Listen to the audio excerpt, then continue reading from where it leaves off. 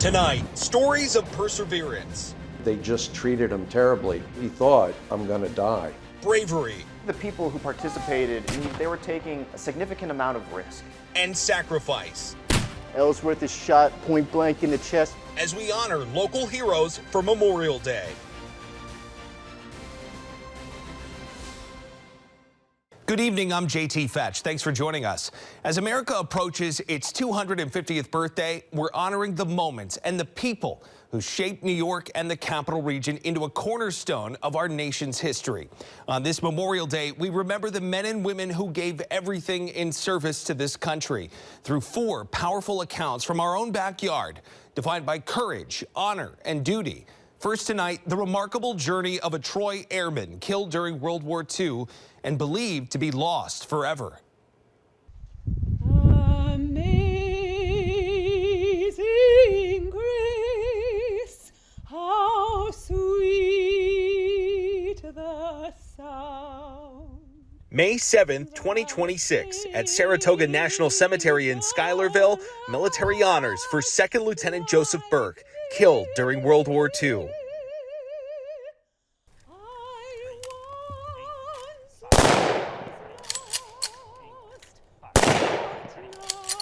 It's a ceremony 81 years in the making.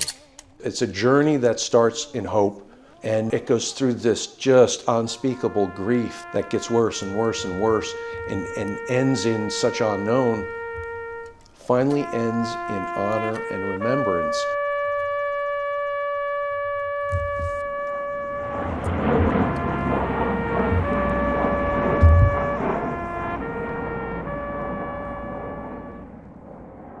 Joseph Leroy Burke, Roy to those who knew him, grows up in Troy, New York.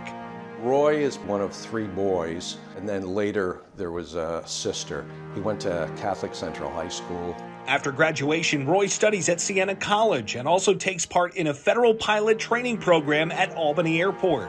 He had aspirations to get into the airline industry. But in 1940, with World War II raging and eventual U.S. involvement all but certain, Roy joins the Army Air Corps and passes advanced flying school in 1941.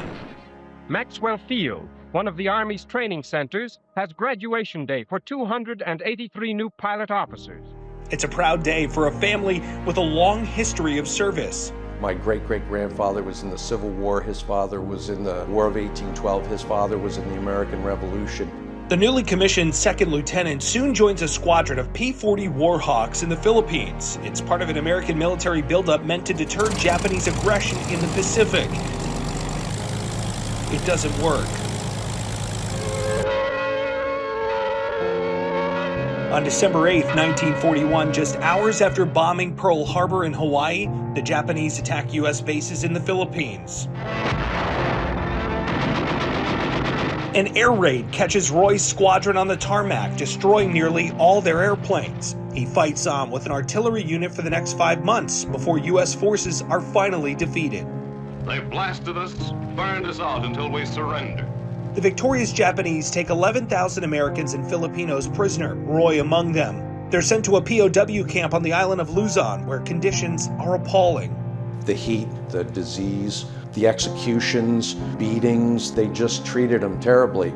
And so I'm sure he thought, I'm gonna die. But Roy survives for 2.5 years, and by December of 1944, American forces are close to recapturing the Philippines and potentially liberating the camps. I think there's somewhat of a feeling of hope.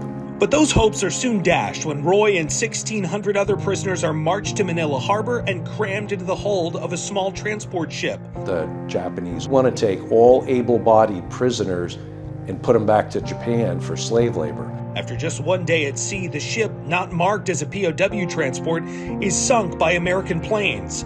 Roy and other survivors make it to shore only to be packed onto another ship, the Inura Maru. It gets as far as present-day Taiwan before U.S. planes sink it too. This time, Roy's luck runs out. It must have been just a horrible ending, and then he just is lost to history. As a POW, the U.S. government has no way of knowing Roy's fate and lists him as missing. My grandparents were just beside themselves. Not until 1946, after the war ends, does more information emerge. Japanese records indicate Roy died aboard the Honora Maru, his body likely buried in a nearby mass grave. American recovery teams exhume more than 400 bodies, but none can be identified. The remains are buried in Honolulu as unknowns, where they remain for nearly 80 years. In 2022, the Defense POW MIA Accounting Agency, or DPAA, launches an effort to identify Americans lost aboard Japanese prison ships. The unknown remains from the Honora Maru are exhumed and sent to a DPAA lab, where DNA is compared to surviving relatives. We were asked to provide the DNA, and so from that, they matched the remains. On May 12, 2025, the DPAA announces they've identified the remains of 2nd Lieutenant Joseph Burke. Nearly a year later, he returns to the capital region, touching down at Albany International Airport. He learned to fly in 1940 at that airport, and 80 years later, he comes back. At Saratoga National Cemetery, a circle is closed, Roy's final resting place, just miles from where it started. It's the miracle of modern science that brought him home, but it's the nation's promise. Never forget. And he's not forgotten. Very powerful. After his internment, 2nd Lieutenant Burke was also honored with a banner. It'll fly above the corner of 115th Street and 3rd Avenue in his old neighborhood in Troy. Now from World War II to the dawn of the Civil War, a forgotten hero whose sacrifice helped rally his fellow New Yorkers during the Battle of Gettysburg.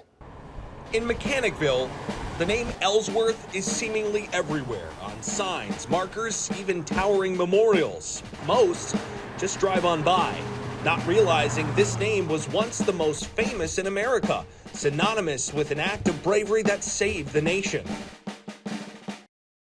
Today, this story lives at the New York State Military Museum in Saratoga Springs. Among its 25,000 artifacts related to the state's martial past is a garment once worn by a guy named, you guessed it, Ellsworth. This was the frock coat of Elmer Ellsworth, who was born in Malta, New York, raised in Mechanicville. His father was a tailor, not a wealthy man. His mother ran like a boarding house. Young guy. What am I going to do? I want to make something of myself. And boy, did he ever. In 1854, Ellsworth went west to Illinois to study law and military science. Just 6 years later, he rocketed to fame as the leader of a celebrated military drill team that toured the nation. His Chicago Zouave cadets would move from town to town, and they would have a drill-off, if you will, against the local regiments. And it was extremely popular. He did this throughout the summer of 1860. Arguably, he was the greatest, most well-known celebrity in that summer of 1860. After that, he got a job with another guy you might have heard of. He went to work at the law office of Abraham Lincoln, and he helped Abraham Lincoln during his campaign for presidency. But the real reason Elmer Ellsworth is now on street signs, an act of valor at the dawn of the Civil War. In May 1861, while commanding troops around Washington, D.C., he spies a massive Confederate flag flying atop a hotel across the Potomac in Virginia. Ellsworth decided to take it upon himself, and he climbed to the top and cut down the flag. But on his way out, the hotel's owner is waiting with a shotgun. Ellsworth is shot point blank in the chest. He dies right there wearing this very coat. Almost immediately, Ellsworth, his body, the flag, were quickly scurried out of the Marshall House and immediately taken back across the river right to the Navy Yard. Word got out to Abraham Lincoln, who wept openly at the news of his buddy Ellsworth's death. He is arguably the first Union officer to die and the first conspicuous casualty of the war. Ellsworth's death makes headlines across the country. If you cracked open your newspaper and you saw the headline, Ellsworth slain, you were like, oh my God, that's the guy I saw last summer doing his little drill competition. But it also becomes a call to arms, heard loudest around his old hometown. Small communities like in southern Saratoga County rallied to the cause. In the summer of 1861, these recruits formed the New York 44th Infantry. dedicated to the memory of Elmer Ellsworth. They identified themselves by putting PER on their caps, right in the front, standing for People's Ellsworth Regiment. The 44th serves with distinction at battles like Antietam and Chancellorsville, but their true test comes at the war's most decisive battle, Gettysburg. The 44th found themselves at like the crucible of the battle. On July 2nd, 1863, elements of the 44th are rushed to defend two hills from a furious Confederate attack. Fail, and the rebels could win the battle and perhaps the war. The fighting is desperate. Casualties mount, ammunition dwindles, but the 44th holds fast. Their courageous stand helps turn the tide of battle. Ultimately, the battle had ended with the Union victory and the Confederates on the run back down to the south. It was the turning point of the entire war effort. Today in Gettysburg, the 44th New York is honored by this imposing monument on the hill they once defended. And in Mechanicville, these weathered markers stand as enduring witness to the brave man who inspired them. Certainly a remarkable and little-known story. Coming up here, how a symbol of protest rallied early residents of Schenectady to the revolutionary cause. Welcome back. For Memorial Day, we're highlighting powerful stories of New Yorkers who laid it all on the line for freedom. Next up, we're digging into the archives at the Schenectady Historical Society to uncover a one-of-a-kind artifact, one that once inspired colonial New Yorkers to protest and eventually fight against the British Crown. And as we learn, the impact is still being felt today.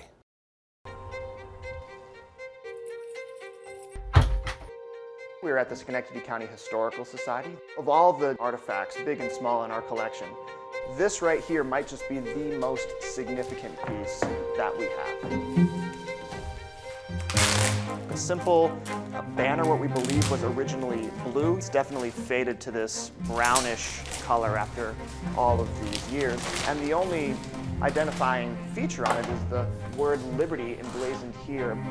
And this is one of the, if not the only surviving liberty flag in existence today. One way that people living in the late 18th century made their dissatisfaction known was to raise liberty poles. And on top of these poles would often be liberty flags. Of course, the British authorities did not want these public condemnations of their policies and their taxes, so oftentimes soldiers or police officials would be sent to take these poles and take these flags down. And this happened all throughout the colonies. The origins of this flag are actually shrouded in mystery, and maybe we shouldn't be surprised by that because this was such a controversial thing. Flying it was technically considered a violation, a breach of the peace.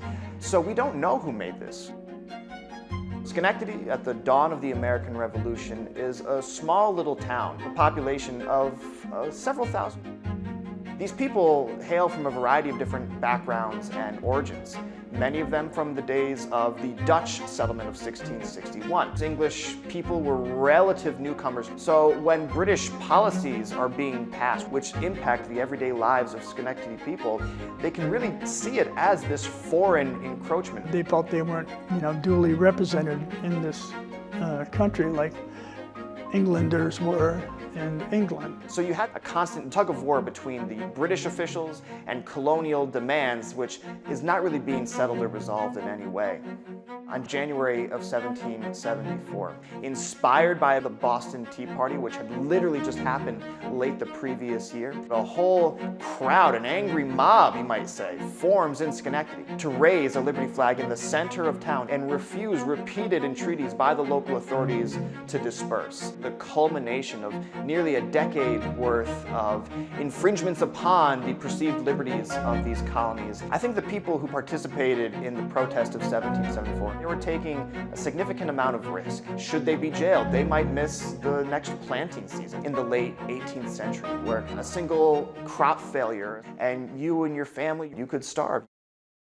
It does really spotlight how bold and how courageous these people were. It's arguably when Schenectady really starts to throw its weight behind the revolutionary movement that's growing across the colonies. Especially in the early days of the war, there were no standard issue flags. Betsy Ross certainly couldn't be producing enough flags for enough companies of militia throughout the colonies. A flag like this would be carried by the Schenectady militia essentially wherever they went. We even believe that this flag, this Liberty flag, was carried to Saratoga by some of Schenectady's fighting men.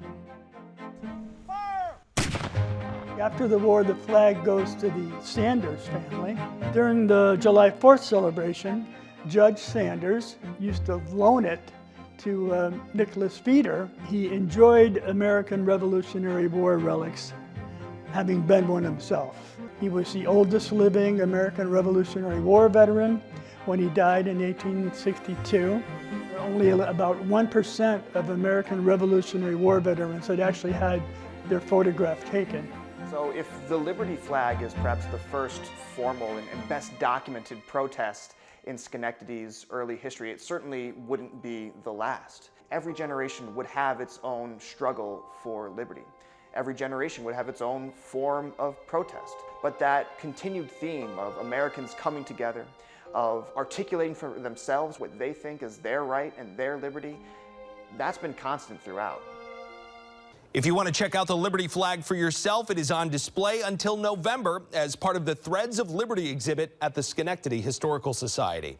Stay with us here. Coming up, we've got the moving story of a local GI who helped end the Holocaust and came home with one of the most unbelievable artifacts you'll ever see. Welcome back. For Memorial Day, we're diving into the archives to reveal the incredible contributions made by Capital Region residents to our national story. Now, the Albany man who helped liberate a Nazi concentration camp during World War II and came home with an astounding souvenir. Today is October 2nd, 1995. The liberator is Richard Marowitz. This is an oral history interview given by Richard Marowitz of Albany about his time in World War II. What date did you enter the service, do you recall? It was May something or other, 1943. It tells how a 19-year-old Jewish kid helped end one of the worst atrocities in world history and walked away with a prized possession of its architect. Today, this story lives at the New York State Military Museum. Director Richard Goldenberg says that among its 25,000 artifacts, one sits on top. The hat belonged to Adolf Hitler when he was Reich Chancellor in Germany. The civilian role he had as leader of the German government before most Americans come to associate him wearing his uniform on a day-to-day basis. But the most incredible thing about this unique artifact is the story of how Richard Marowitz got it in the first place. Spring 1945. In the waning days of World War II, Richard Marowitz is a private in the 42nd Infantry as they battle to defeat Hitler's armies in Germany. Day and night, the big guns of the artillery hammered at the fleeing Germans. Rich is part of a regimental intelligence and reconnaissance team. And our job was to find the enemy, report back to headquarters. And on April 29, 1945, they're ordered towards the small town of Dachau. It's soon clear this is no ordinary mission. We started smelling it before we got there. Initially, we thought it was dead animals. But the stench is not rotting livestock. Rich and his team have stumbled upon the Nazis' oldest concentration camp, Dachau. You know, we'd heard, like everybody, I guess, in that time, had heard, stories, but never imagined to what extent. We didn't know about concentration camps. Originally built to contain political prisoners, by 1945 it also held tens of thousands of Russians, Poles, and Jews. Most are emaciated, many are dead. There was a railway track just adjacent. More than 2,000 corpses were scattered amongst all those rail cars. It was very difficult to absorb it. And you don't know what you don't really, you can't put your finger on all your feelings. It's too big. The next morning, Rich's unit is looking for intel in nearby Munich when they're ordered to search the former apartment of the Nazi leader himself, Adolf Hitler. In one of the bedrooms, Rich finds a box. Inside, the black top hat. Just a day after seeing the concentration camp Dachau liberated, he threw it on the ground and immediately stomped on it, which is why it's in its less than pristine condition today. You know, I don't normally think of jumping on hats. When I saw the hat and I realized who it belonged to, I was just mad. I was very, very mad. After leaving Hitler's apartment, Rich stuffs the hat at the bottom of his duffel bag, where it remains for more than 50 years. Then in the 90s, at the urging of local veterans groups, he finally pulls it back out and gives it a new purpose. Rich was part of an effort to reach out to local schools so that school children throughout the capital region could hear directly from the GIs who were there. There are always going to be some people who want to do this kind of thing. And you just cannot let them forget that it can happen, it will happen, to guard against it. Rich passes away in 2014, and in 2025, the hat is donated to the museum. By having this exhibit here, we're now able to share that firsthand awareness with every visitor who comes through our doors, so that they are also just as aware of the impact of the Holocaust and what the GIs went through to end Nazi Germany's reign in Europe. It truly is powerful. Amazing to see that artifact in person. If you want to know more about these stories or you want to check out some of our other Amazing America episodes, you can find them all on our CBS 6 YouTube channel. For now, I'm JT Fetch. Thanks for joining us. Have a great night.